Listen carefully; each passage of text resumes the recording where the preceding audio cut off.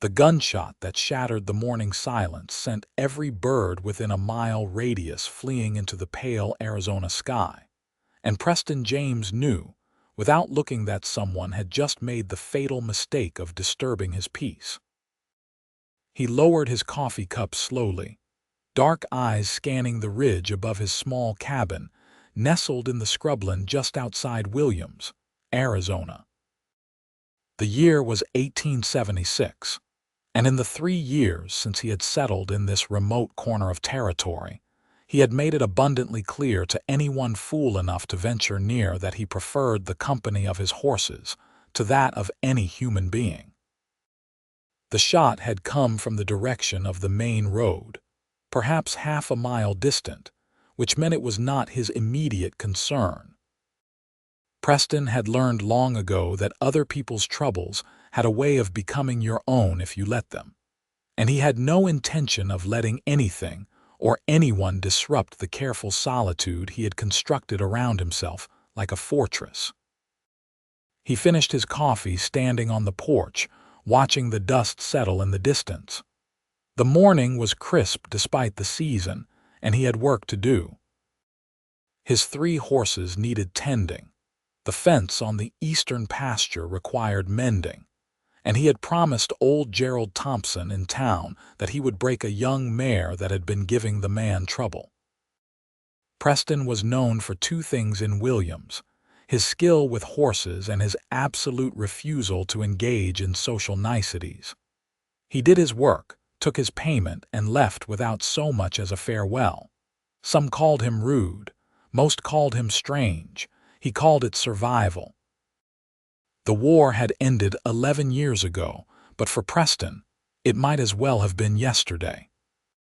He had left Tennessee with blood on his hands and ghosts in his mind, drifting west with no particular destination in mind, until he found this place where the desert met the pine forests, where the sky stretched so wide and empty that sometimes he could almost forget the screams of dying men. Almost. The solitude helped. No one asking questions, no one expecting anything from him except what could be accomplished with horses and hard work. He was saddling his bay gelding when he heard the wagon. The sound was unmistakable, the creak and rattle of wheels moving too fast over rough terrain, accompanied by the labored breathing of horses being pushed beyond their limits. Preston's jaw tightened. The main road was visible from his property, and he made a point of never looking in that direction when he heard travelers pass. Whatever drama was unfolding out there was none of his business, but the wagon did not pass.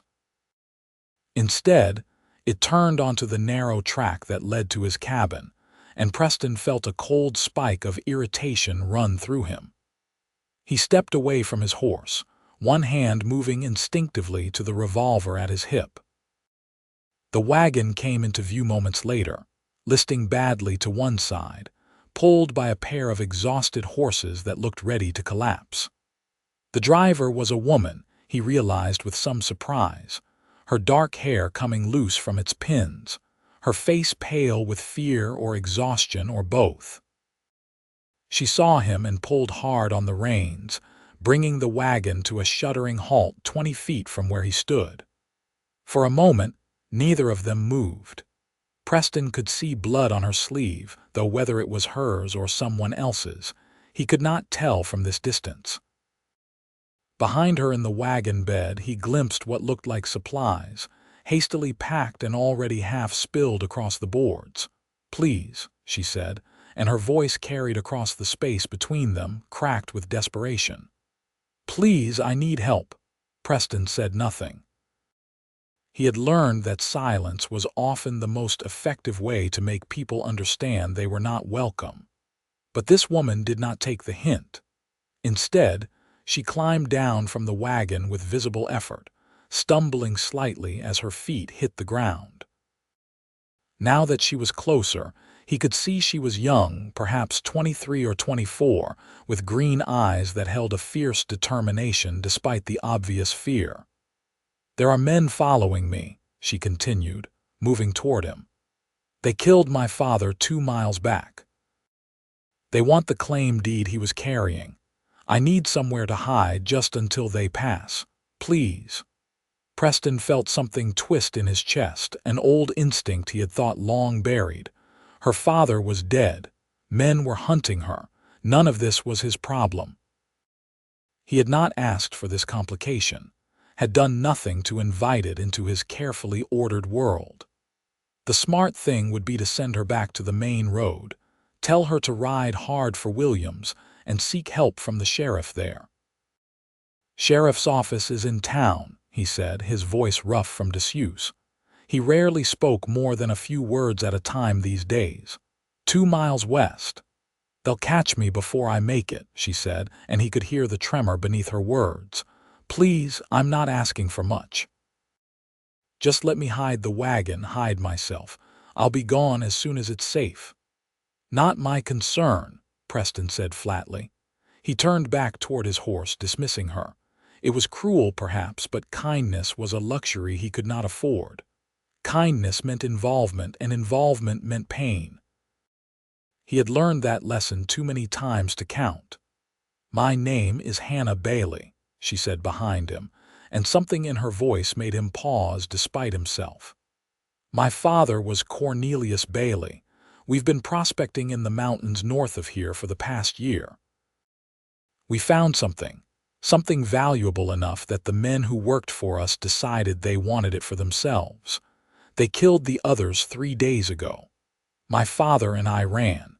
Now he's dead too, and I'm the only one left who knows where the claim is." Preston kept his back to her, his hands working mechanically at the saddle straps. "Take the deed to the land office. File the claim. Let the law handle it." "The law," she laughed, a bitter sound. "One of the men chasing me is Deputy Frank Morrison's brother. Who do you think the sheriff will believe? A woman with a wild story, or the brother of his own deputy?" That gave Preston pause. He knew Morrison, had dealt with the man on a few occasions in town. The deputy was lazy and corrupt, more interested in collecting bribes than enforcing justice. If his brother was involved in murder, Morrison would certainly look the other way. "Still not my problem," Preston said, but even to his own ears the words sounded less certain. "I have money," Hannah said desperately. "Not much, but I can pay you. Or the claim, I'll give you half of it, I don't care. I just need to survive long enough to—" She stopped abruptly, and Preston turned to see what had silenced her. 3 riders had appeared on the main road, moving slowly, their eyes scanning the landscape. Even from this distance, Preston could see they were armed and looking for something. Looking for her. He should have sent her away immediately. Should have pointed those men in her direction and washed his hands of the entire affair. Instead, he found himself moving, his body acting before his mind could catch up with his intentions. "Get in the cabin," he said quietly. "Move the wagon behind it, out of sight from the road. Do it now." Hannah did not waste time with thanks. She ran back to the wagon and climbed up, gathering the reins and urging the exhausted horses forward. Preston watched her guide the wagon around to the back of his cabin where it would be invisible from the road. Then he turned his attention back to the riders. They had stopped now, and one of them was pointing in his direction. After a moment's consultation, they began moving down the track toward his property. Preston waited on his porch, his posture relaxed but his mind calculating distances and angles. 3 men, all armed. If this turned into a gunfight, he was at a disadvantage. But perhaps it would not come to that. Perhaps they would simply ask their questions and leave. The riders pulled up in front of his cabin, and Preston studied them with the careful eye of a man who had seen his share of trouble. The leader was in his 40s, with a hard face and calculating eyes. The other 2 were younger, nervous, the kind of men who followed orders without thinking too much about right and wrong. "Morning," the leader said, his tone friendly enough, but Preston caught the steel beneath it. "Name's Douglas Kane. We're looking for someone, wondering if you might have seen her. Young woman, dark hair, driving a wagon, would have come past here in the last hour or so." "I mind my own business," Preston said. "Don't pay much attention to travelers." Kane's eyes narrowed slightly. "That's so. Seems like you'd notice a woman traveling alone. Not exactly a common sight out here." "Maybe she stayed on the main road," Preston suggested. "Plenty of other places she could have gone." One of the younger men spoke up, his voice edged with impatience. "We followed her tracks. They led this direction." Preston shrugged. "Desert wind blows tracks around. Easy to get turned around out here." Kane studied him for a long moment, and Preston could see the man weighing his options. Then Kane smiled, a cold expression that did not reach his eyes. "Mind if we take a look around?" "Just to be sure." "I do mind," Preston said evenly. "This is private property. You've got no cause to be here." "We've got cause if we say we do," the impatient young man said, starting to dismount. Preston's hand moved to his revolver in a smooth, practiced motion, and the young man froze.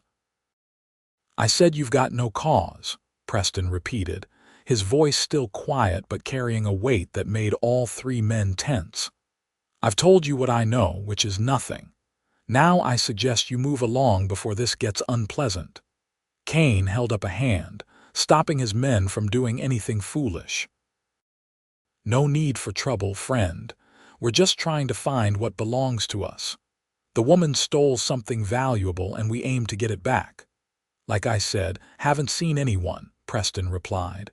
"You're wasting your time here."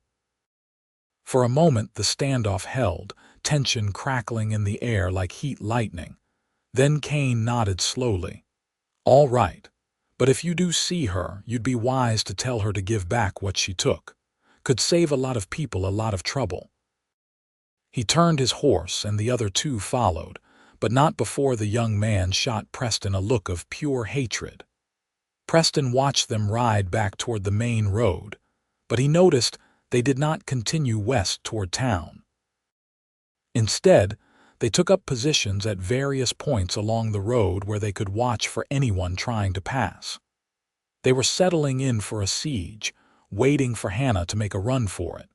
Preston found her behind the cabin, tending to the exhausted horses.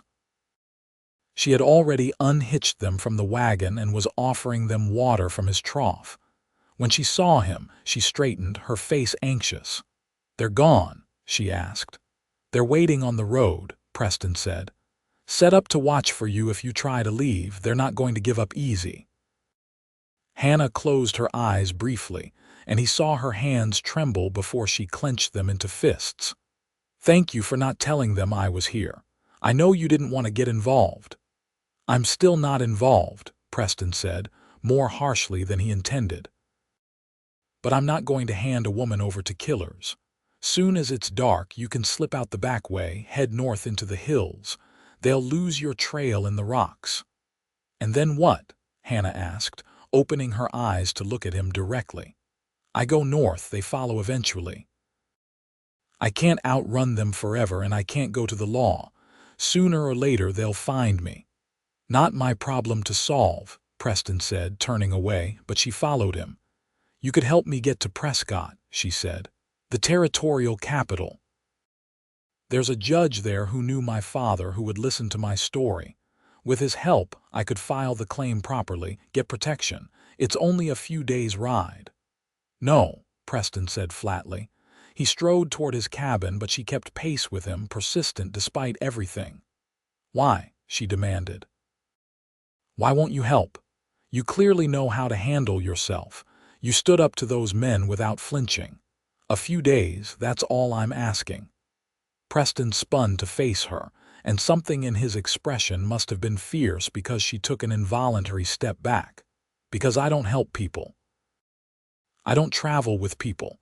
I don't get involved in other people's problems. I came out here to be alone, and that's exactly how I intend to stay." "My father is dead," Hannah said, her voice breaking. "He died protecting me, buying me time to escape. If I die now, if those men catch me and kill me, then his death meant nothing. Is that what you want? To know you could have helped but chose not to? Preston felt anger rise in him, hot and familiar. You don't know anything about what I want. You came here uninvited, brought trouble to my door, and now you're trying to make me responsible for your survival.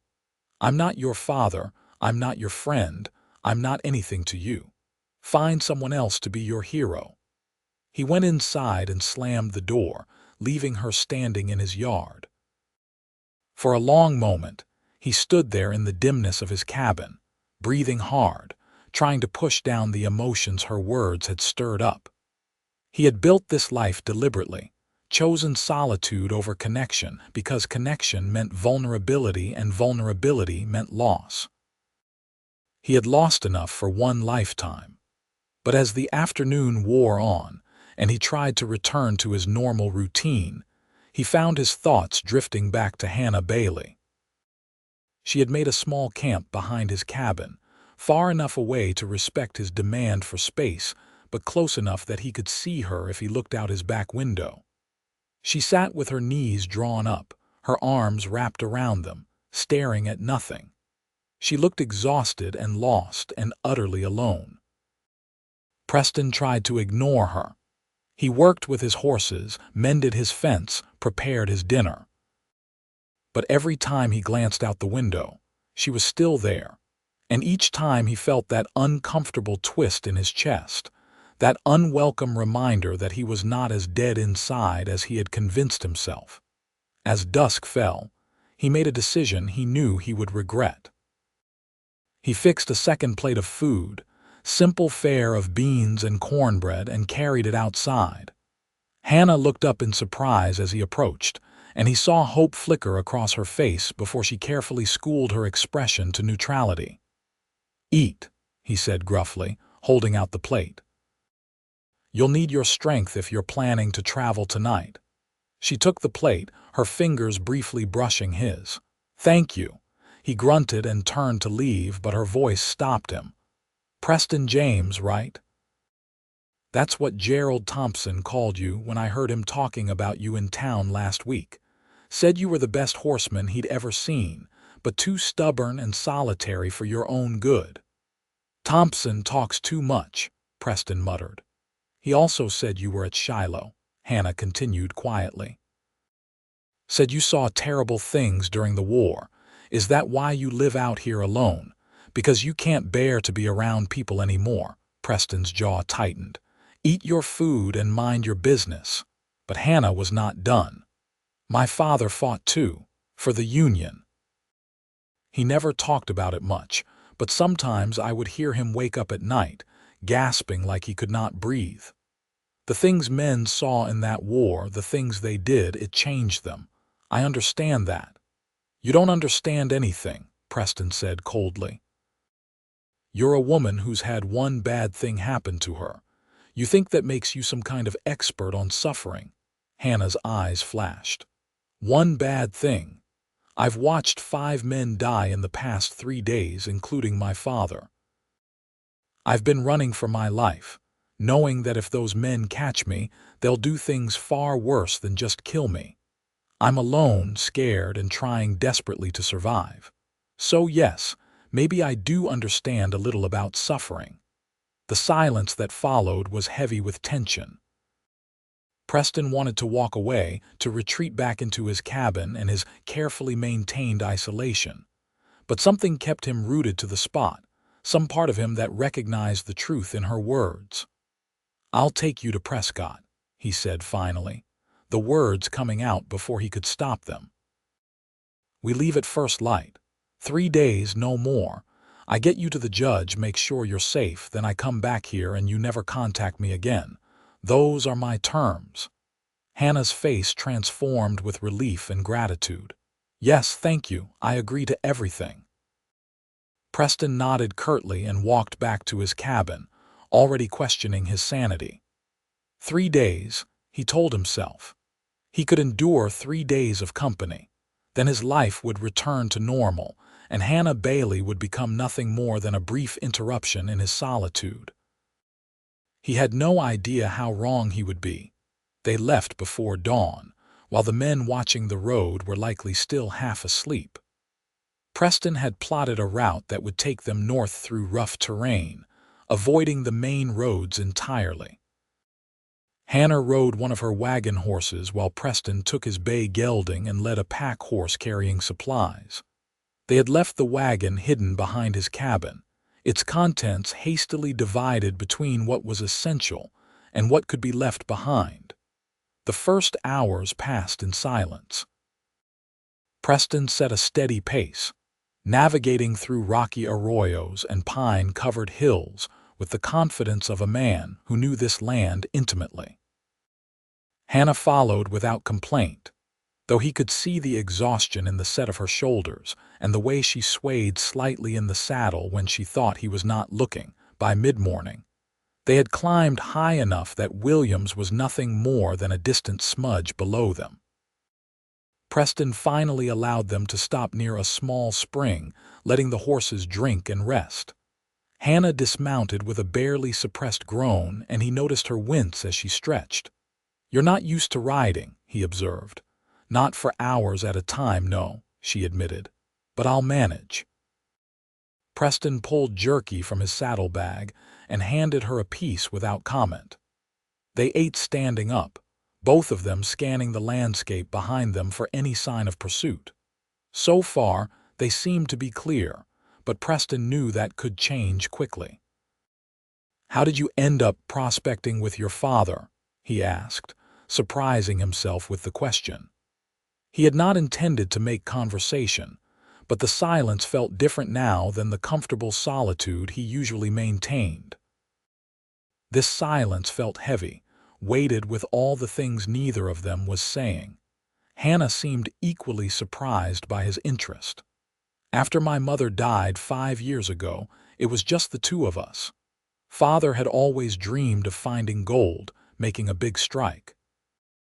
He sold everything we had in Missouri and headed west. We tried California first, but the easy claims were long gone. Then we heard about opportunities in Arizona territory, so we came here. Spent a year searching before we finally found something." "And you stayed with him the whole time?" Preston asked. "Most women would have found a safer situation." "Most women had somewhere else to go," Hannah said simply. "I didn't. Besides, my father needed me. He was a dreamer, not a practical man. Without me, he would have starved or been swindled within a month." Preston heard the affection in her voice and the grief beneath it. "How did it happen? Your father's death?" Hannah's expression shuddered, pain flickering across her face. "We were running. The men had found our camp, killed the workers we had hired. Father and I took 2 horses and rode. We thought we had gotten away, but they caught up to us yesterday morning. Father told me to keep going while he held them off. I heard the shot, but I did not stop. I could not stop." Her voice broke on the last word, and Preston saw tears tracking down her cheeks, though she made no sound. Something shifted in his chest, that carefully maintained wall developing a crack. He had spent 3 years avoiding this exact feeling, the empathy and connection that came from truly seeing another person's pain. "He made the right choice," Preston said quietly. "Gave you a chance to live. That's what any father would want." "But now I'm alone," Hannah whispered. "I have no one left." Preston had no answer for that. He knew what it was like to be alone, but his solitude was chosen. Hers was forced upon her, and that made all the difference.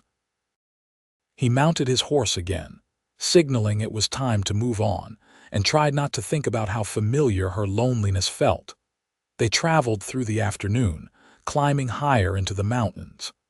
The landscape changed around them, desert scrub giving way to pine forests and rocky peaks. It was beautiful country, wild and untamed, and Preston found himself watching Hannah's reactions to it. She seemed to notice everything, the way the light filtered through the trees, the call of a hawk circling overhead, the smell of pine resin in the warm air. There was an openness to her, a willingness to find beauty even in the midst of fear and grief that he found both puzzling and oddly compelling. As evening approached, they made camp in a small clearing surrounded by tall ponderosas. Preston tended to the horses while Hannah gathered firewood, moving with practiced efficiency despite her obvious exhaustion. They worked in parallel silence, each focused on their tasks, but it felt less lonely than Preston was used to. Less empty. When the fire was lit and coffee was brewing, they sat on opposite sides of the flames. Hannah had pulled her dark hair back in a simple braid, and in the firelight, Preston could see the delicate structure of her face, the strength in her jaw and the intelligence in her eyes. She was pretty, he realized with some discomfort, though that was a detail he had no business noticing. "You never said why you came out here," Hannah said after a while. "To Arizona, I mean. Why this place specifically?" Preston stared into the fire, debating how much to tell her. "Needed somewhere empty," he said finally. "Somewhere I could breathe, because of the war, because of a lot of things." He did not elaborate, and for a moment he thought she would press the issue, but Hannah simply nodded, accepting his reticence. "I think the empty places are the hardest," she said softly. "After my mother died, our house felt so empty I could barely stand to be in it. Every room reminded me that she was gone. At least with prospecting, we were always moving, always doing something. It was easier than sitting still with the grief." Preston understood that instinct more than he cared to admit. He had been running too in his own way, though he had convinced himself that what he was doing was standing still. "What will you do after?" he asked. "After you file the claim and deal with the law." Hannah was quiet for a long moment, staring into her coffee cup. "I don't know," she admitted. "I've never really thought about a future beyond surviving the present. Maybe I'll work the claim, hire honest workers, see what my father died protecting. Or maybe I'll sell it and start over somewhere else. What about you?" "I'll go back to my cabin," Preston said. "Go back to my life." "Doesn't it get lonely?" Hannah asked, and there was no judgment in her voice, only genuine curiosity. "Living out there by yourself, never talking to anyone." "Lonely is safe," Preston said, the words coming out more honestly than he intended. "Lonely means no one else gets hurt." Hannah looked at him across the fire, and he saw understanding in her eyes. "Who did you lose?" Preston's first instinct was to shut down the conversation, to retreat behind the walls he had built. But something about the night, the isolation, the fact that this woman would be gone from his life in a few days, loosened his tongue. "My brother," he said quietly. "Younger than me by 2 years. We fought together at Shiloh. I was supposed to watch his back, keep him safe. But the fighting was so chaotic, so loud and confused, I lost track of him in the smoke. Found him 3 hours later, dying in a field hospital. He held on long enough to make me promise I would survive, that I would live enough for both of us. Then he was gone." The memory was as sharp as ever, despite the years. He could still see Matthew's face, pale with blood loss, still hear his labored breathing and the rattle in his chest. The guilt had lived in Preston ever since, a constant weight pressing on his chest. "I'm sorry," Hannah said, and the simple sincerity in her voice made something ache in him. "But pushing everyone away, living in isolation, that's not living. That's just existing. I don't think your brother would have wanted that for you." "You didn't know my brother," Preston said, but there was no heat in his words. "No, but I knew my mother," Hannah replied. "And when she was dying, the last thing she told me was not to let grief make me small. She said life was meant to be lived in connection with others, that joy and pain were 2 sides of the same coin, and you could not have one without risking the other. I think she was right." Preston had no answer for that. He finished his coffee in silence and then stood, moving to check on the horses one final time before bed. But as he worked, he found himself thinking about Hannah's words, about connection and risk and whether the life he had built was really living at all. The next day brought harder terrain and slower progress. They navigated narrow trails that hugged cliff faces, forded cold streams swollen with snowmelt from the high peaks, and picked their way through boulder fields where one wrong step could lame a horse. Preston watched Hannah constantly, ready to help if she faltered, but she proved surprisingly capable. Whatever softness her appearance suggested was belied by a core of steel he was coming to respect. They stopped for a brief rest at midday, and Preston found himself asking about the claim, about what her father had found.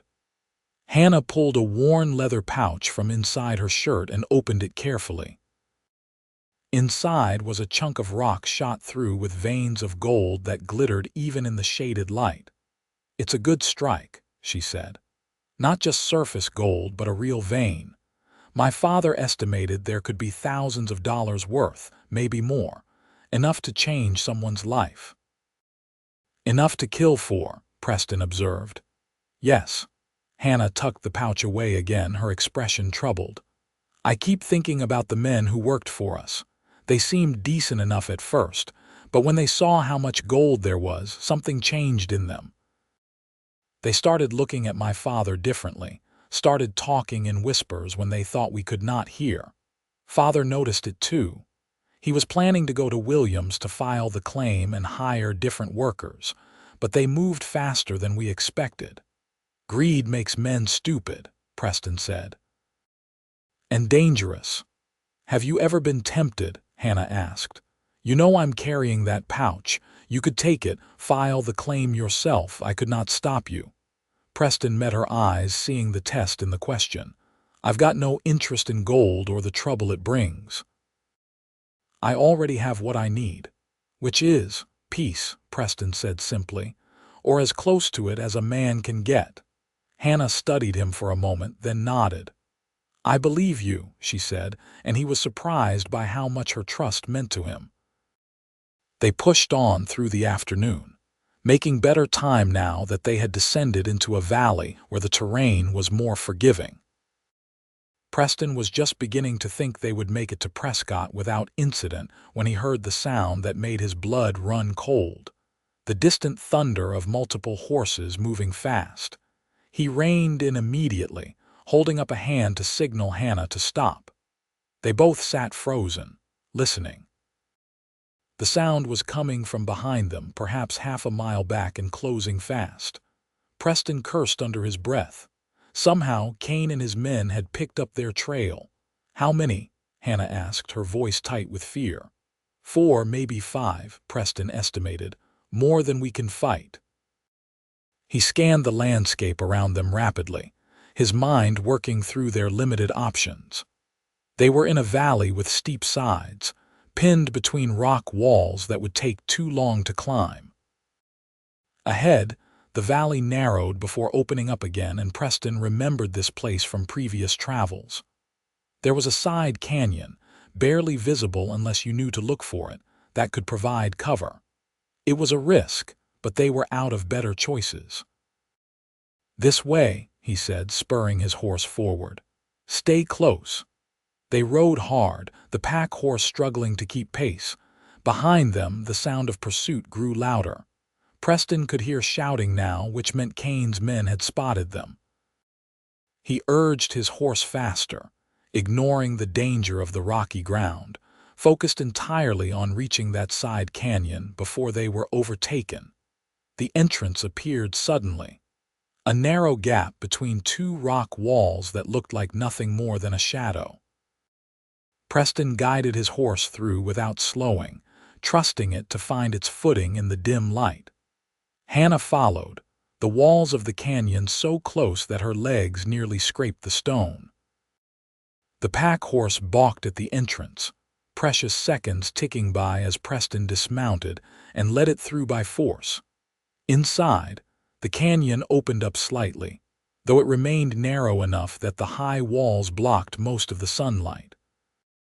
Preston kept moving, leading them deeper into the maze of rock, taking turns he remembered from years ago when he had explored this area. Behind them, he heard horses pulling up at the canyon entrance, heard angry voices arguing about whether to follow. "This could be a trap," one voice said. "Then we spring it," Kane replied. "I'm not letting that woman slip away again. We've come too far." Preston heard the sound of horses entering the canyon and knew they had only moments. He spotted what he was looking for, a narrow cleft in the rock wall barely wide enough for a man to squeeze through, let alone a horse. It was their only chance. "Get down," he whispered to Hannah. "We're going on foot." They dismounted quickly, and Preston led the horses to the cleft.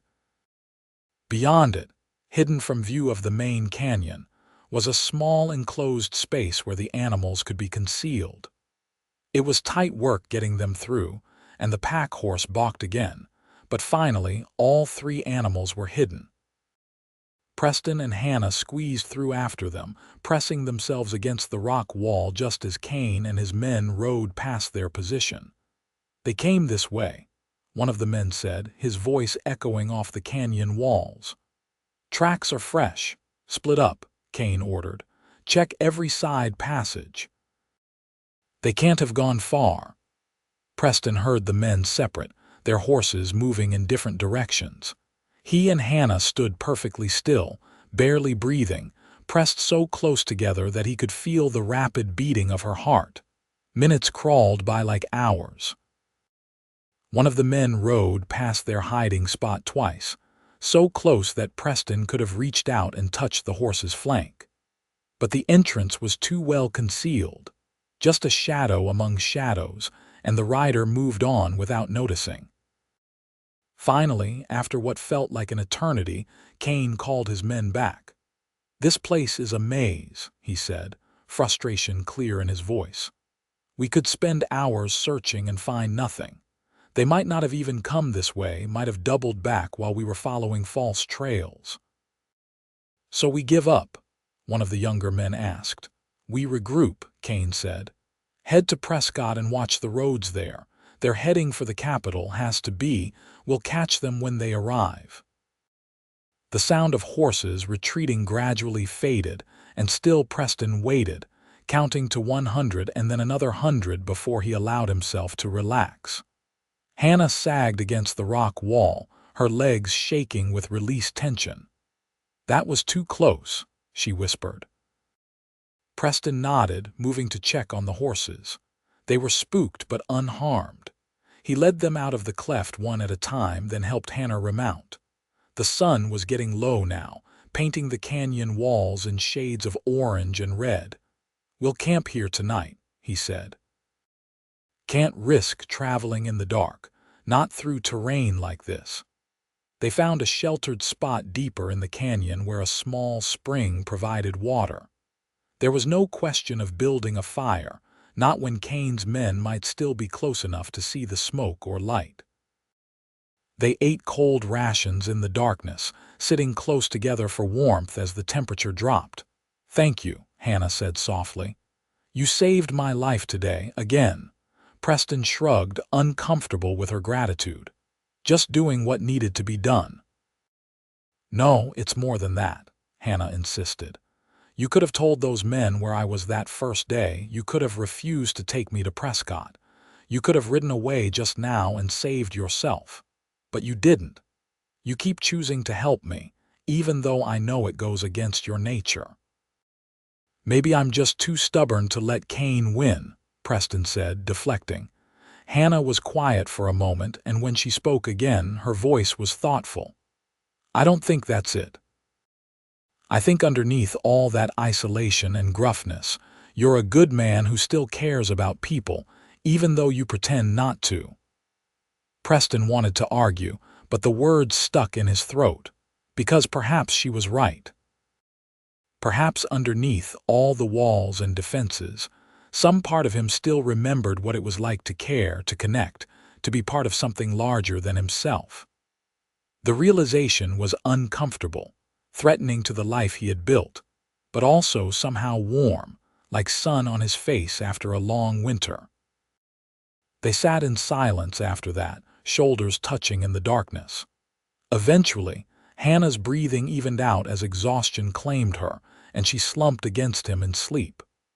Preston remained awake, keeping watch, very aware of her weight against his side. It had been years since he had been this close to another person, years since he had let anyone past his defenses. And while part of him wanted to pull away, to re-establish the distance he relied on, another part found a strange comfort in her presence. The stars wheeled overhead, bright and countless in the clear mountain air. Preston watched them and tried not to think about what would happen in Prescott when his obligation to Hannah ended and he had to return to his solitary life. Tried not to acknowledge the small but growing fear that solitude would feel more like loneliness now that he had remembered what companionship could be. Morning brought crisp air and the challenge of navigating out of the canyon system. Preston took his time, checking each turn before committing to it, making sure they were not riding into an ambush. But Kane's men seemed to have truly left, and by mid-morning they had emerged from the canyons onto a high plateau that offered clear views in all directions. Prescott was less than a day's ride ahead now, and Preston felt an unexpected heaviness at the thought. This journey was almost over. Soon Hannah would be safe, and he would ride back to Williams alone. That was what he wanted, what he had always wanted. But it felt different now, less like a return to peace and more like an ending. They stopped to rest the horses and ate a quick meal. Hannah seemed quieter today, more withdrawn. Preston wondered if she was thinking the same thoughts he was, contemplating what came next. "Preston," she said suddenly, and something in her tone made him look up. "I need to ask you something, and I need you to answer me honestly." He waited, wary of where this might be going. "These past few days, traveling with you, has it been as terrible as you expected?" she asked. "When you agreed to help me, you looked like you were accepting a death sentence. But has it really been that bad?" Preston considered the question carefully. Honesty seemed important, though he was not sure why. "No," he admitted finally. "It hasn't been terrible. Has any part of it been good?" She pressed. "Even a little bit." He met her eyes, seeing the vulnerability in them, the hope. "Some parts," he said quietly. "Some parts have been better than I expected."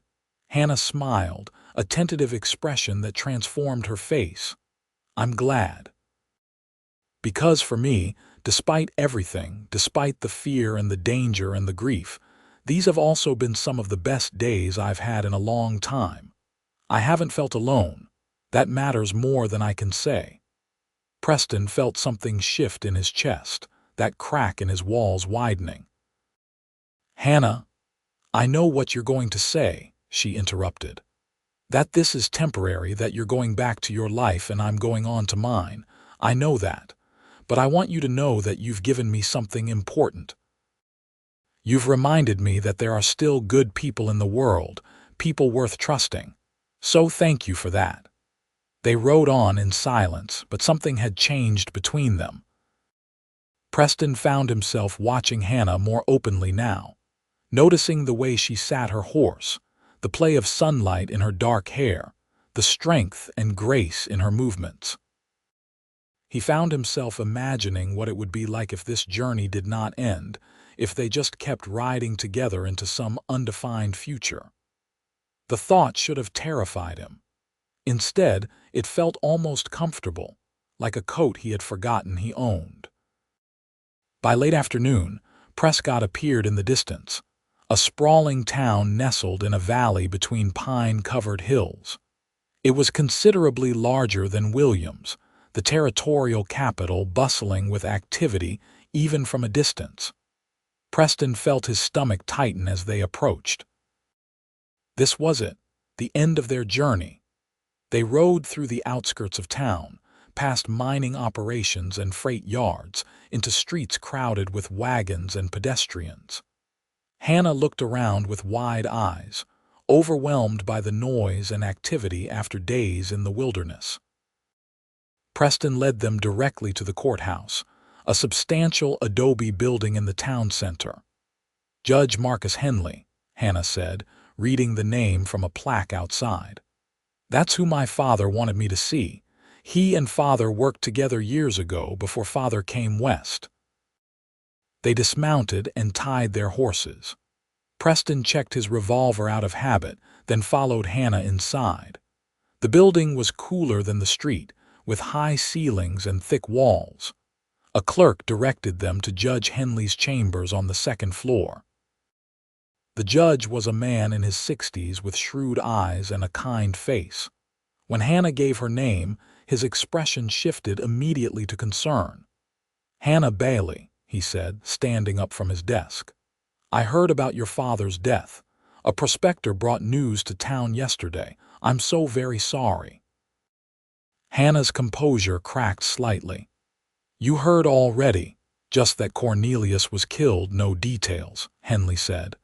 "Please sit down, both of you, tell me everything." For the next hour, Hannah recounted the entire story. The gold strike, the murder of their workers, the flight from Cain and his men, her father's death. She showed Henley the claim deed and the sample of gold ore. Preston watched the judge's face as he listened, saw the anger and determination there. "Douglas Cain," Henley said when Hannah finished. "I know of him. He's been causing trouble in the territory for years, but he's slippery, hard to pin down. And you say Deputy Morrison's brother is involved." "William Morrison," Hannah confirmed. "He was one of the men chasing us." Henley nodded grimly. "That complicates matters, but it doesn't change what needs to be done.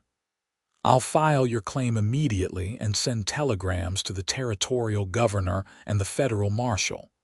With the proper authorities involved, Cain won't be able to touch you or your claim." Relief washed over Hannah's face so strongly that Preston felt it resonate in his own chest. "Thank you," she said. "Thank you so much." "Where are you staying?" Henley asked. "I want to make sure you're safe while we sort this out." "We just arrived," Hannah admitted. "I haven't thought that far ahead. There's a good boarding house 2 streets over, run by a widow named Martha Crawford," Henley said. "I'll write you a note of introduction. She's trustworthy and her establishment is respectable. I'd also like to assign you a guard just as a precaution." As Henley wrote the note, Preston felt that heaviness returned stronger now. This was where he was supposed to say goodbye to fulfill his promise and ride away. Hannah was safe now, or as safe as she could be. His obligation was complete. "Preston," Hannah said softly, turning to him. "Will you stay? At least for tonight? I know you want to get back, but I'd feel better if—" "I'll stay," he said before he could talk himself out of it. "Make sure you're settled." They left the courthouse with Henley's note and directions to the boarding house. The sun was setting now, painting the sky in shades of orange and purple. Preston led the way through the streets, Hannah walking beside him, neither of them speaking. The boarding house was a neat 2-story structure with a welcoming porch. Martha Crawford turned out to be a warm woman in her 50s who took one look at Hannah's exhausted face and immediately bustled her inside. "You look like you need a hot meal and a proper bed," she said. "Come with me, dear." Preston stayed behind on the porch, suddenly uncertain of his place. But Hannah turned back before following Mrs. Crawford. "You'll come in, won't you?" she asked. "Stay for dinner at least." He should have said no. Should have made his excuses and ridden out of town before he got any more tangled up in her life. But instead he found himself nodding and following them inside. Mrs. Crawford showed Hannah to a room and offered Preston a place to wash up. When they gathered for dinner an hour later, there were several other boarders at the table, a mix of miners, merchants, and a schoolteacher. The conversation was lively, but Preston mostly listened, content to observe. He noticed how Hannah gradually relaxed, how the tension that had been her constant companion for days slowly, began to ease. She laughed at something the schoolteacher said, and the sound made something warm unfurl in Preston's chest. After dinner, Mrs. Crawford insisted Preston take a room for the night, refusing payment when he tried to offer it. "Judge Henley's note says you helped this young woman when she needed it most," she said firmly. "That makes you a guest of honor in this house." Preston found himself installed in a small but comfortable room down the hall from Hannah's. As night fell, he sat on the bed, listening to the sounds of the boarding house settling down for sleep. This was it. Tomorrow he would ride back to Williams. Tomorrow his life would return to normal, but the thought brought no comfort. Instead, he felt a restlessness he had not experienced in years, a sense that something important was slipping through his fingers. A soft knock on his door interrupted his thoughts. When he opened it, Hannah stood in the hallway, wearing a simple nightdress with a shawl wrapped around her shoulders. "I couldn't sleep," she said. "Can we talk?" Preston hesitated, then stepped aside to let her in. She moved to the window, looking out at the moonlit street below. "I've been thinking about tomorrow," she said quietly, "about you leaving." "That was always the plan," Preston said. "I know, but I want to ask you something." She turned to face him, her expression serious. "What if you didn't go back? What if you stayed, helped me work the claim?" "I meant what I said about sharing it. Half of everything would be yours. We could be partners." Preston felt his walls slamming back into place, an automatic defensive response. "I don't want your gold." "I'm not talking about gold," Hannah said, taking a step closer. "I'm talking about companionship, partnership. These past few days, I've seen who you are underneath all that isolation. You're strong and capable and good. You say you want to be alone, but I don't think that's true. I think you're scared of being hurt again, scared of caring about someone and losing them.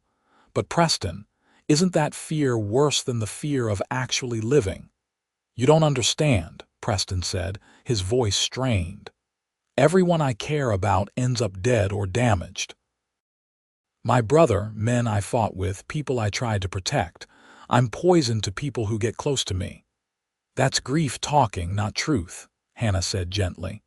She moved closer still until she was standing right in front of him. "What happened to your brother wasn't your fault. What happened to those men in the war wasn't your fault. Bad things happen in this world, Preston. People die. But that doesn't mean we should stop living, stop connecting, stop caring." Preston wanted to argue, to push her away, to defend the walls he had built around himself. But looking into her eyes, seeing the hope and warmth there, he felt those walls crumbling. When had she become so important to him? When had the thought of riding away alone become painful instead of peaceful? "I don't know how to do this," he admitted, his voice barely above a whisper. "I've been alone so long, I don't remember how to be any other way." "You remembered over the past 3 days," Hannah said. "You talked with me, traveled with me, protected me.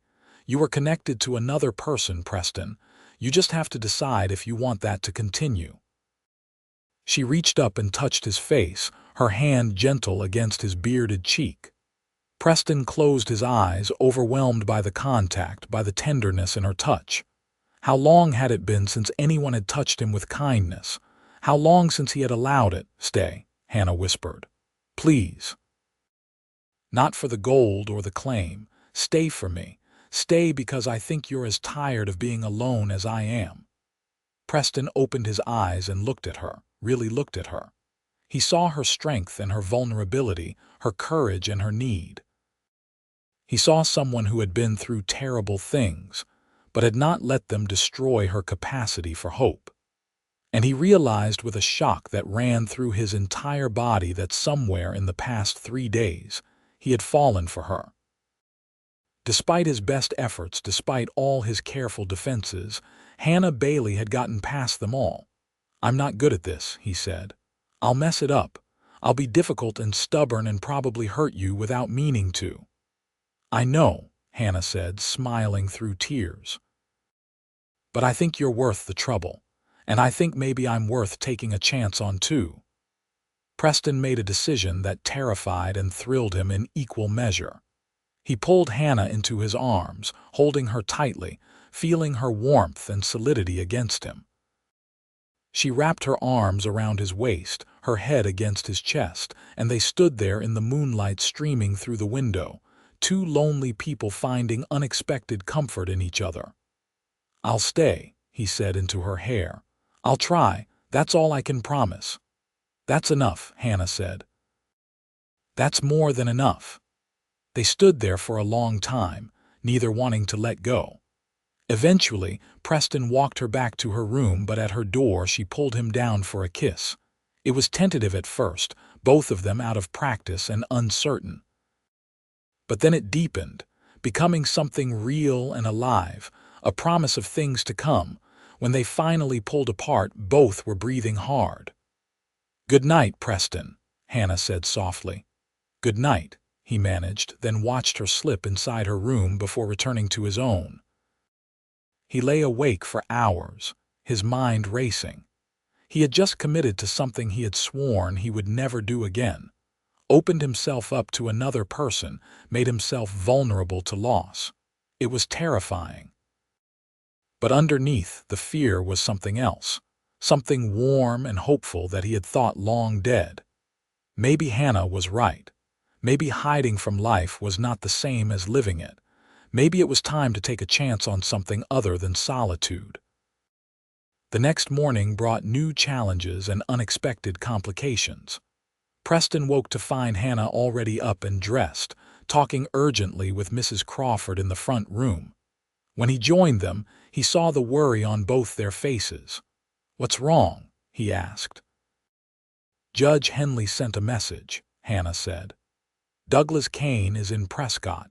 He must have ridden straight through the night after losing us in the canyons. He's stirring up trouble, claiming that I stole the claim from him, that my father owed him money. He's got witnesses backing his story, men willing to lie for him." Preston felt anger rise hot and fast. "Can he do that? Challenge the claim? He can try," Mrs. Crawford said grimly. "And with enough lies and enough money to spread around, he might even succeed.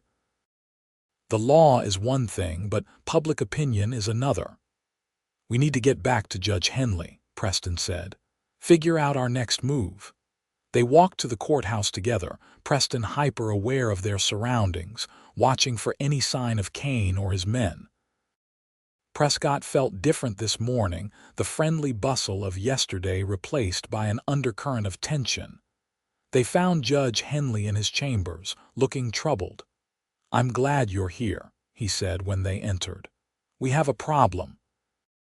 Kane has filed a competing claim, saying your father entered into a partnership with him before his death. He's got paperwork that looks legitimate, though I suspect it's forged." "It's absolutely forged," Hannah said angrily. "My father would never have partnered with Kane. He didn't trust the man." "I believe you," Henley said. "But Kane is good at this sort of thing. He's manipulated the system before. What we need is proof that his documents are false or testimony from someone who can contradict his story." "What about the men who worked for us?" Hannah asked. "The ones Kane killed." "Surely someone saw something, knows something." "Dead men don't testify," Henley said grimly. "And Kane made sure there were no witnesses. It's your word against his and his bought testimony." Preston had been listening carefully, his mind working through the problem. "What if we could prove Kane's men killed those prospectors? That would discredit him, make his claim worthless."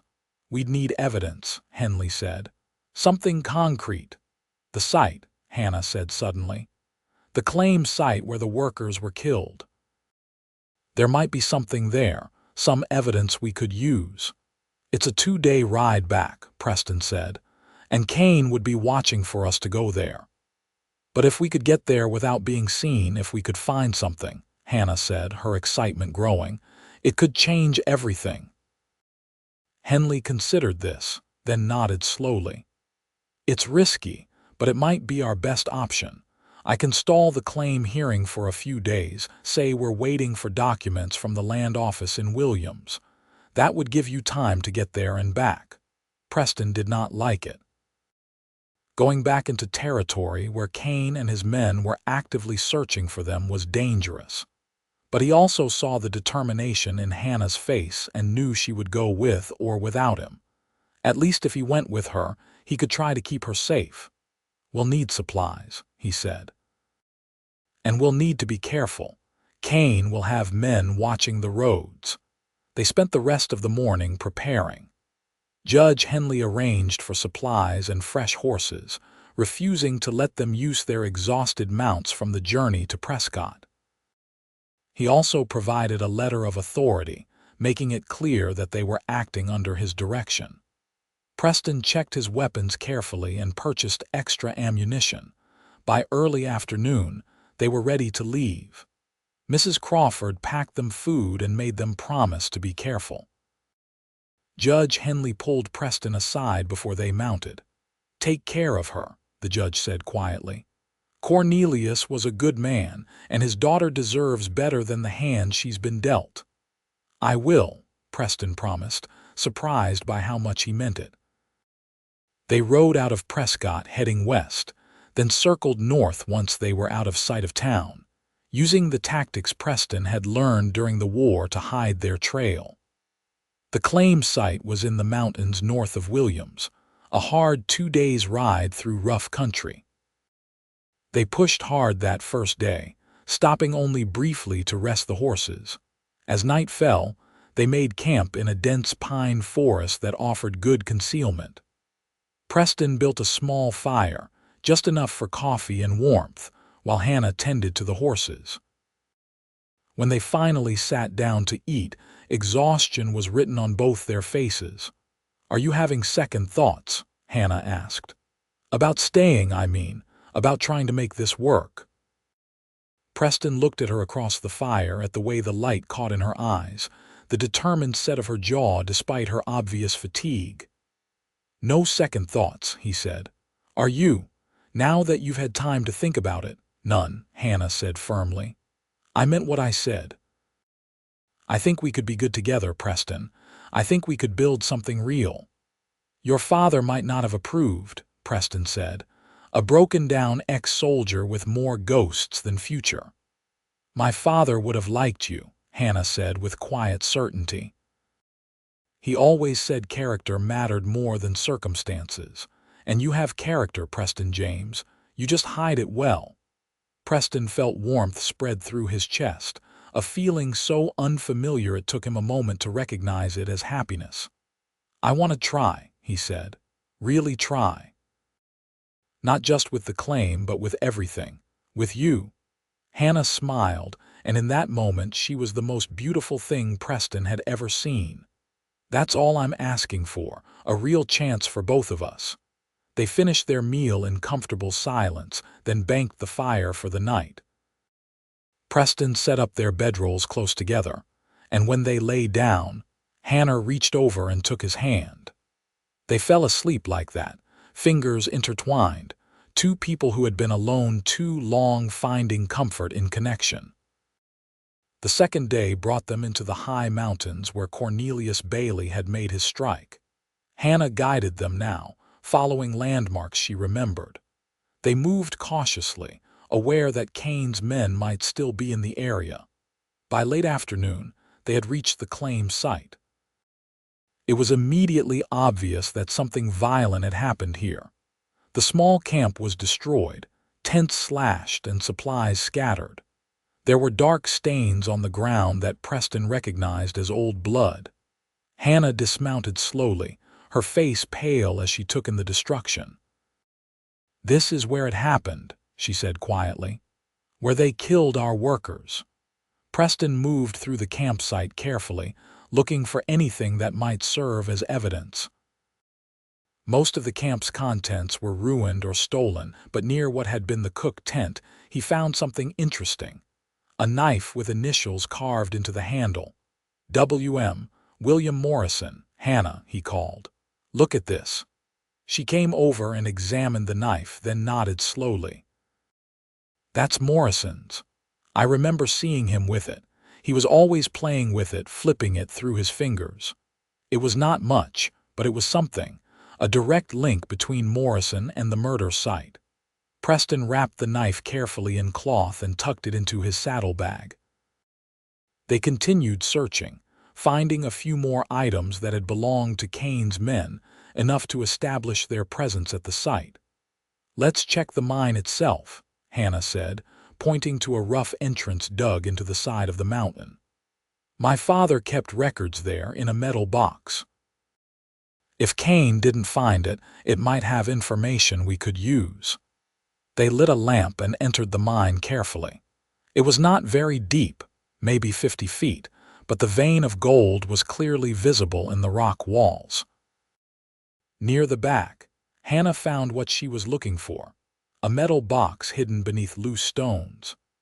Inside were her father's careful notes, documenting the discovery, the hiring of workers, and most importantly, his suspicions about Kane's interest in the claim. "Father knew Kane was planning something," Hannah said, reading through the notes. "He wrote about it here, about how Kane had approached him trying to buy in as a partner. Father refused, and that's when things started going wrong.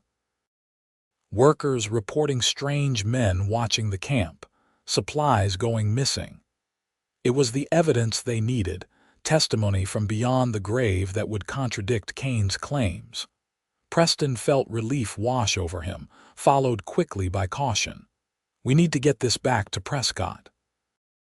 "But Kane's men might be—" He did not finish the sentence because at that moment he heard it, the unmistakable sound of horses approaching the camp.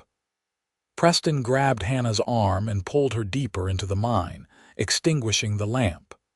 In the sudden darkness, they stood frozen, listening. "Someone's been here," a voice called from outside. Preston recognized it as Kane's. "Tracks are fresh. Search the area." They were trapped. The mine only had one entrance, and Kane's men were between them and freedom. Preston's mind raced through options. They could wait and hope the men did not search the mine, but that was a gamble. They could try to fight their way out, but they were outnumbered. Or they could go deeper into the mine and hope there was another way out. "Is there any other exit?" he whispered to Hannah. "I don't know," she breathed back. "Father never mentioned one." They had no choice but to move deeper into the darkness, feeling their way along the rough walls. Behind them, Preston heard someone enter the mine. Light flickered against the walls as whoever it was carried a torch. They kept moving, the passage narrowing until they had to turn sideways to squeeze through. Preston's heart hammered in his chest.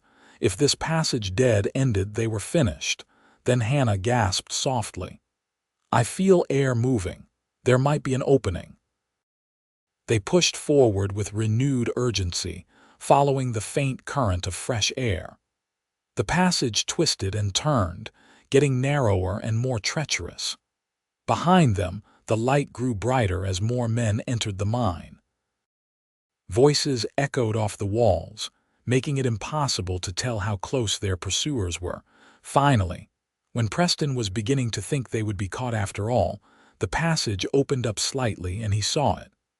A narrow shaft angling upward, moonlight visible far above. It was barely wide enough for a person to climb, and it would be a difficult ascent, but it was a way out. "You first," he told Hannah, helping her into the shaft. She began climbing, her feet and hands finding purchase on the rough rock. Preston followed, the metal box containing Cornelius Bailey's notes strapped to his back. Behind and below them, he heard the shout as Kane's men discovered the passage they had taken. The climb was brutal. The shaft was almost vertical in places, and twice Hannah nearly fell before Preston caught her. His muscles burned with the effort, and his hands were soon raw and bleeding from gripping the sharp rock. But finally, after what felt like hours but was probably only minutes, Hannah pulled herself out onto the mountainside above the mine. Preston followed seconds later, rolling onto solid ground and gasping for air. They had emerged on a steep slope above the claim site. Below, they could see Kane's men gathered at the mine entrance, arguing about whether to follow up the shaft. In the moonlight, Preston could also see their horses, still tied where they had left them, unguarded in the confusion. "We need to get to the horses," he said, "while they're distracted."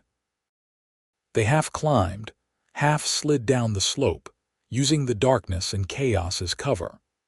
By the time Kane's men realized what was happening, Preston and Hannah were mounted and riding hard into the night. Shots rang out behind them, but in the darkness, the shooters were firing blind. Preston led them along a route he had scouted in his mind during their approach, knowing that their only chance was to put distance between themselves and pursuit before dawn. They rode through the night without stopping, pushing the horses as hard as they dared. By dawn, they had put miles between themselves and the claim site, and there was no sign of immediate pursuit. They finally stopped near a stream to let the horses rest and drink. Hannah dismounted shakily, the fear and exhaustion of the night finally catching up to her. Preston caught her as her knees gave out and she clung to him, trembling. "We made it," he said quietly. "We're safe." "For now," Hannah said. "But Kane knows we have evidence now. He'll be desperate." "Good," Preston said grimly. "Desperate men make mistakes." They rested for an hour, then continued south toward Prescott. The journey back took a day and a half of hard riding, stopping only when absolutely necessary. By the time Prescott came into view, both of them were swaying in their saddles with exhaustion. Judge Henley was waiting for them at his office, having received word from his contacts that there had been activity at the claim site. When Preston and Hannah presented him with the knife and Cornelius Bailey's notes, the judge's face lit up with satisfaction. "This is exactly what we need," he said, reading through the notes. Bailey documented everything, including dates that contradict Kane's fake partnership agreement. Combined with Morrison's knife, we can prove they were at the scene of the murders. I'll have warrants issued immediately. The hearing took place 2 days later. Preston sat beside Hannah in the courthouse, watching as Judge Henley systematically destroyed Kane's claims. The knife, the notes, testimony about the timing of events, all of it painted a clear picture of murder and attempted claim theft. Kane's bought witnesses crumbled under Henley's questioning, their stories falling apart.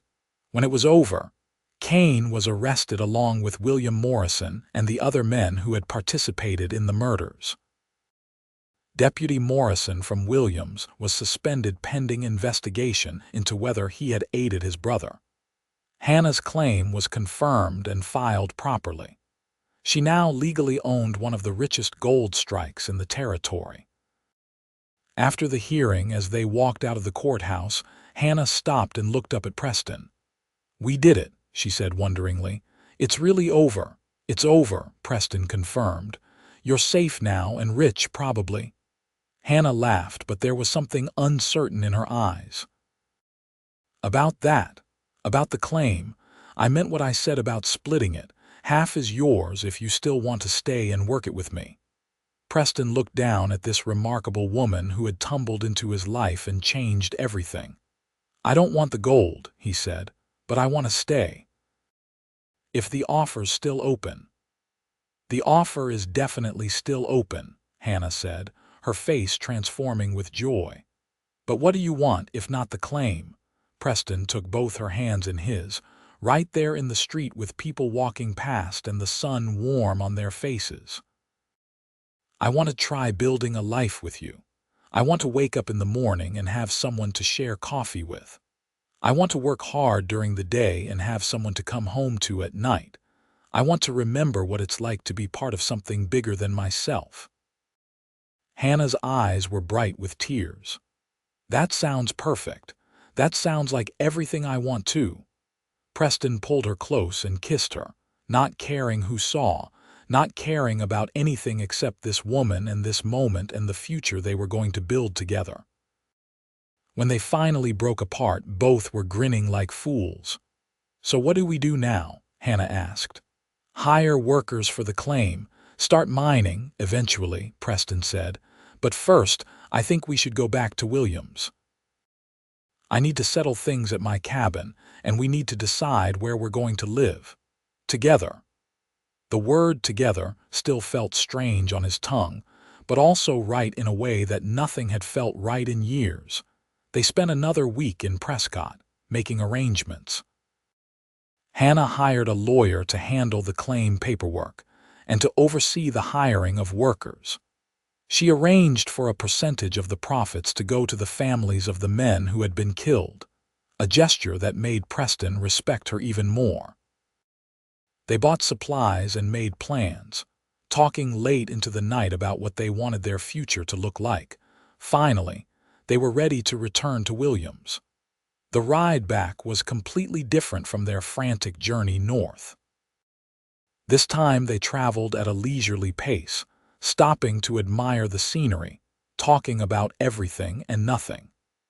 Preston found himself telling Hannah stories from before the war, memories of his childhood in Tennessee that he had not thought about in years. In turn, she told him about her life in Missouri, about her mother and the dreams her father had chased across the West. When they reached Preston's cabin outside Williams, Hannah looked at it with interest. It was small and austere, reflecting the stark simplicity of Preston's life there.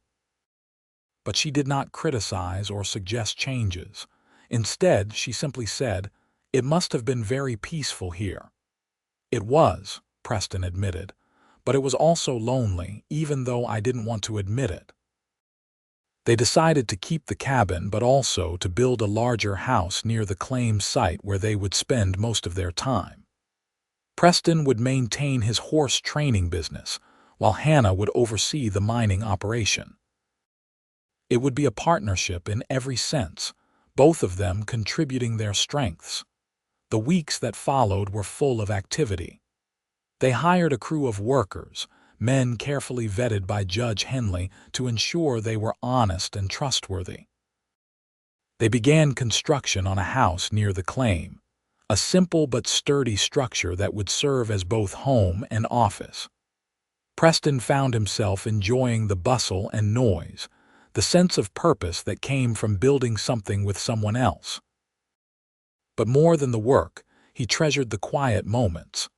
Morning coffee shared on the porch of his cabin while they watched the sun rise. Evening walks through the pine forests, Hannah's hand in his. Late-night conversations by the fire about dreams and fears and hopes for the future. He was learning how to be close to someone again, how to lower his walls and let another person in. It was not always easy. Sometimes he would feel the old instinct to retreat, to push her away before she could hurt him or be hurt by him. But Hannah was patient, giving him space when he needed it and gently calling him back when he went too far. Summer turned to fall, the aspens in the high country blazing gold and orange. The mine was producing well, exceeding even the optimistic estimates. Money was coming in, more money than either Preston or Hannah knew what to do with. They paid the workers generously, invested in better equipment, and saved the rest, neither of them interested in frivolous spending. One evening in late October, as they sat on the porch of their still unfinished house, Preston turned to Hannah and said, "Marry me." It was not romantic or poetic. He did not get down on one knee or produce a ring. But the words came from somewhere deep and true, from that place in him that she had awakened. Hannah looked at him, her face glowing in the light of the setting sun. "Yes," she said simply. "Yes, I'll marry you." They were married in November in Williams, with Judge Henley traveling from Prescott to perform the ceremony. It was a small affair, just a few people from town who had gotten to know Preston and Hannah over the past months. Mrs. Crawford came from Prescott and cried through the whole ceremony. Gerald Thompson gave them a pair of horses as a wedding gift, young stock from his own herd. After the wedding, they returned to their house, finally completed and furnished simply but comfortably. That night, lying in their bed with Hannah in his arms, Preston felt a peace he had not known since before the war. The ghosts were still there, would always be there, but they seemed quieter now, less demanding. He had found something to balance them, something light to weigh against the darkness. "Are you happy?" Hannah asked softly, her head on his chest. "Yes," Preston said, surprised by how true it was. "I think I am." "Good," she said, "because I am too. More than I ever thought I could be again." Winter came to the mountains, bringing snow and cold that shut down the mining operation for months. But Preston and Hannah did not mind. They had time together, time to settle into married life, to learn each other's rhythms and habits. Preston taught Hannah to read animal tracks in the snow, and she taught him to cook something more elaborate than beans and cornbread. They read books in the evening by lamplight, worked on expanding the house, made plans for the spring. In early spring, Hannah told him she was pregnant. Preston's first reaction was fear, vivid and sharp. A child meant more vulnerability, more to lose. But looking at Hannah's face, seeing her joy and hope, the fear receded. This was not something to be afraid of. This was what living actually looked like. Their son was born in late summer of 1877, a healthy baby with Preston's dark hair and Hannah's green eyes. They named him Matthew, after Preston's brother, and when Preston held him for the first time, he felt tears on his face for the first time in years. "Your Uncle Matthew would have loved to meet you," he whispered to the sleeping infant. "I wish you could have known him." Hannah, exhausted but radiant from the birthing, reached out and took Preston's hand. "Tell our Matthew about him," she said. "Tell him stories, so he knows the kind of man his uncle was. That way, he'll never really be gone." Preston nodded, unable to speak past the lump in his throat. He understood what she was offering him, a way to honor the past while still embracing the future. A way to carry his brother with him without being trapped by grief. Life settled into a new rhythm. The mine continued to produce well, and they hired a foreman to oversee the day-to-day operations, freeing Preston and Hannah to focus on their family. Preston's horse training business grew as his reputation spread. He found he liked teaching others, sharing his skills in a way he never would have imagined in his years of solitude. More children came. A daughter named Eliza 2 years after Matthew, with Hannah's determination and stubbornness. Another son, James, 2 years after that, quiet and thoughtful like his father. Their house expanded to accommodate the growing family, rooms added year by year. What had started as a simple structure grew into a proper home, filled with noise and laughter and life. Preston watched his children grow with a mixture of wonder and terror. Every time one of them got sick or had an accident, he felt that old fear rise up, the certainty that caring meant losing. But Hannah was always there to ground him, to remind him that fear could not be allowed to stop them from living fully. One evening when Matthew was 10 and asking about the war, Preston found himself able to talk about it in a way he never had before. He told his son about the fear and the chaos, but also about the courage and the loyalty between soldiers. He told him about Uncle Matthew, about the kind of person he had been and the sacrifice he had made. And in telling the stories, Preston found they lost some of their power to hurt him. They became memories he could carry instead of weights that dragged him down. As years passed, Preston remained involved in the Williams community in ways he never would have thought possible. He helped his neighbors, trained their horses, shared his knowledge freely. He and Hannah hosted dinners and attended church socials. They became known as pillars of the community, reliable and generous. It was a far cry from the isolated, bitter man he had been when Hannah stumbled into his life. Sometimes, usually in the early morning before the rest of the family woke, Preston would sit on his porch with his coffee and think about how close he had come to sending Hannah away that first day. If he had been just a little bit more stubborn, a little bit more committed to his solitude, he would have missed all of this. The love, the family, the sense of purpose and connection. It was sobering to realize how thin the line was between the life he had and the empty existence he might have had. Hannah would often join him on those mornings, moving quietly so as not to wake the children. They would sit together in comfortable silence, watching the sun paint the sky with light. No words were needed. After so many years together, they could communicate in glances and touches, in the simple comfort of shared presence. The children grew and eventually began lives of their own. Matthew went to university in California, studying engineering. Eliza married a young lawyer from Prescott and started her own family. James stayed close to home, taking over the management of the mine and showing a talent for business that exceeded either of his parents. Preston and Hannah grew older together, their hair graying, their movements slowing but their connection deepening with each passing year.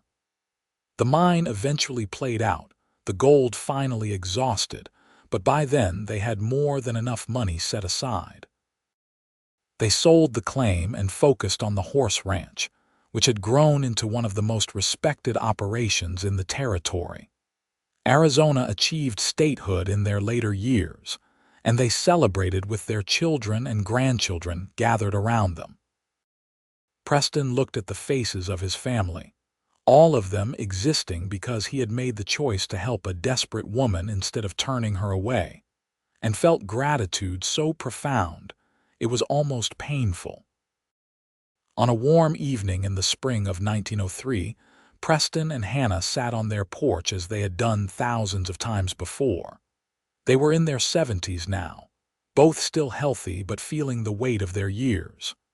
The ranch spread out before them, well maintained by James and his workers. Grandchildren played in the yard, their laughter carrying on the breeze. "You ever regret it?" Hannah asked suddenly. "Giving up your solitude, taking a chance on me?" Preston turned to look at his wife of more than 25 years. Her hair was white now, her face lined with age, but to him she was as beautiful as the day he had first seen her in his yard, desperate and determined and brave. "Never," he said firmly. "Not even for a moment. You showed me something I had forgotten, something I thought was lost to me forever." "What's that?" Hannah asked, though he thought she knew the answer. "You showed me that life is meant to be shared," Preston said. "That solitude might feel safe, but togetherness is what makes life worth living. You taught me that the risk of loss is worth taking if it means having love and connection and purpose.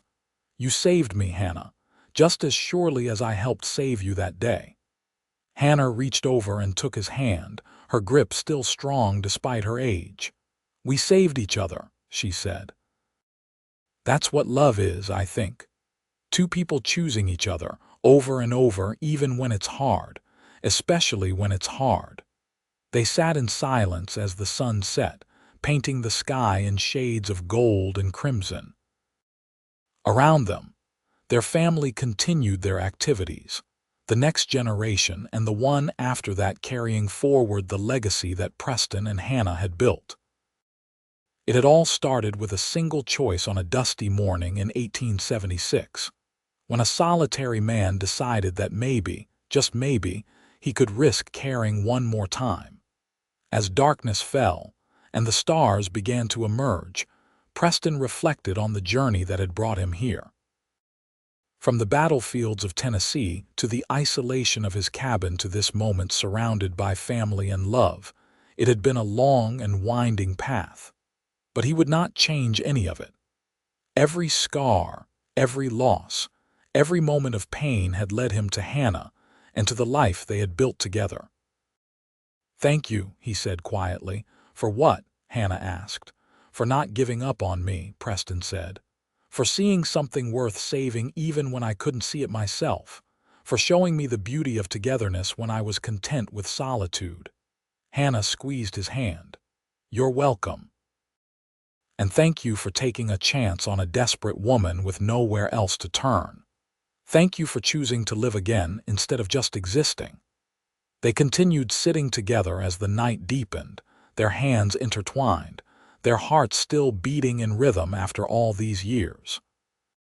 They had built a good life, a full life, rich with love and family and purpose. And it had all begun with a choice to reach out instead of turning away, to risk connection instead of hiding in isolation. In the house behind them, they could hear their children and grandchildren preparing to leave, saying their goodbyes. Soon Preston and Hannah would go inside to their bedroom, to the bed they had shared for decades. They would lie down together as they had countless times before, and they would fall asleep in each other's arms, grateful for another day together. But for now, they remained on the porch, two people who had found each other when they both needed it most, who had built something beautiful and lasting from desperate beginnings. Preston thought about the man he had been, bitter and alone and convinced that solitude was the only safe path. That man seemed like a stranger now, someone from another life entirely. Hannah had changed everything. She had taken his careful isolation and shattered it, replacing it with something infinitely better. Together, they had created a family, a legacy, a life worth living. And while Preston had once been content with solitude, he now understood that true contentment came from togetherness, from sharing both burdens and joys with someone who chose to walk beside you through all of life's challenges.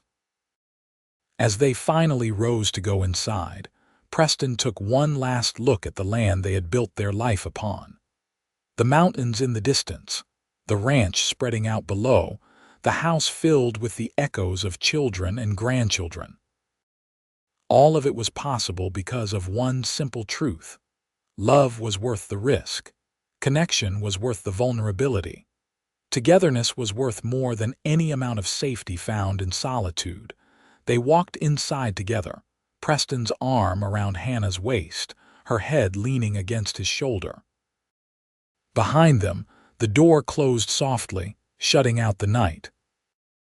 And within the walls of the home they had made, surrounded by the evidence of a life well lived and deeply shared, Preston James finally understood what his brother had wanted for him all those years ago on that bloody battlefield in Tennessee.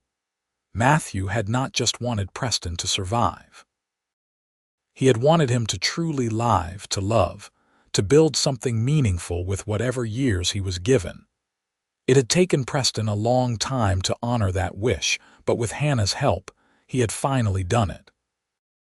He had lived enough for both of them, and in doing so, had found a peace and happiness he never could have imagined. That night, lying in bed with his wife in his arms, Preston closed his eyes knowing that tomorrow would bring another day of life shared, of togetherness chosen over solitude. And that was enough, more than enough. It was everything